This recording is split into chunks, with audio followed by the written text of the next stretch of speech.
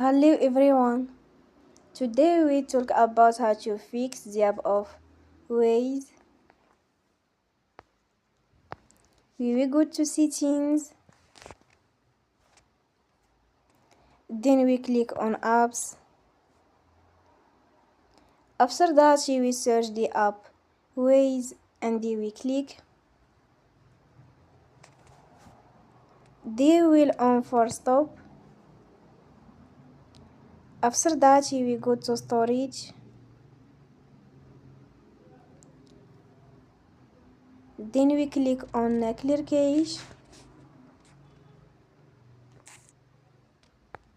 In the end, turn off your phone and you will recharge your phone again.